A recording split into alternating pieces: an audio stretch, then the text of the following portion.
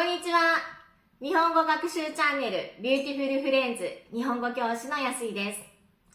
今回の動画はどうしても、なんとか、ぜひ、どうか、この4つについて紹介したいと思います。まず、どうしてもです。どうしてもというのはどんなことがあっても、どんなことをしてもという意味です。例えば、母が病気でどうしても帰国しなければなりません。母が病気でどうしても帰国しなければなりません。これは母が病気なので他にどんなことがあっても帰国しなければならないという意味です。他にはどうしてもあの有名人に会いたくて空港で出待ちしました。どうしてもあの有名人に会いたくて空港で出待ちしました。これはどんなことをしてでもあの有名人に会いたかったので空港で出てくるまでずっと待っていたという意味です。次になんとかです。なんとかは大変だけどどうにかしていろいろ努力してという意味です。例えばなんとかして今度の JLPT-N に合格したい。なんとかして今度の JLPT-N2 に合格したい。これは私にとってはいろいろ大変だけど努力して JLPT-N2 に合格したいという意味です。他には仕事で先輩からこの資料を明日までに作成してね。大丈夫？できそう？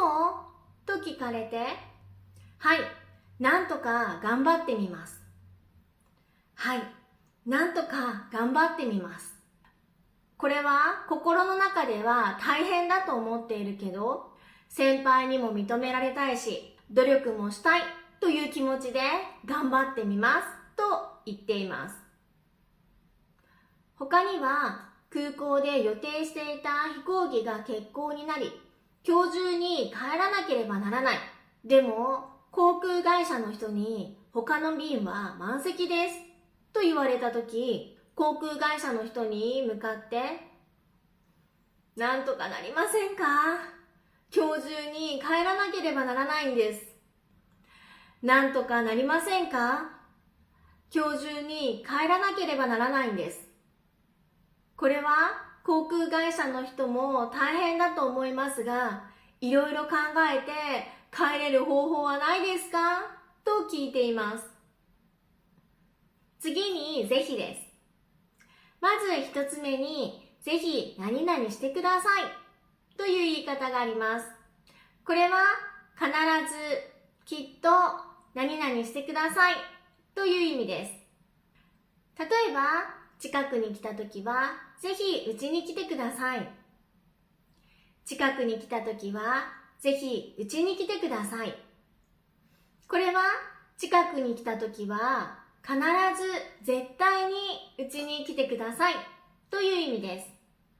言葉だけの意味では、ぜひ来てくださいは、必ず来てください、絶対来てくださいという意味ですが、日本の文化には、本音と建前というのがあり、絶対に来てくださいと本音で言っているのかわかりません。もし、この日本文化の本音と建前を知りたかったら、日本文化について紹介している動画がありますので、ぜひ見てみてください。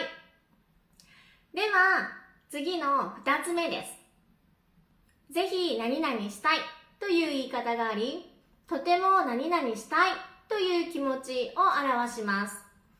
例えば、今度ぜひ京都嵐山の竹林を着物を着て歩いてみたいです。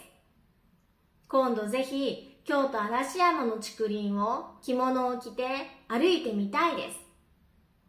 これはとても京都嵐山の竹林を着物を着て歩きたい気持ちがあるという意味です。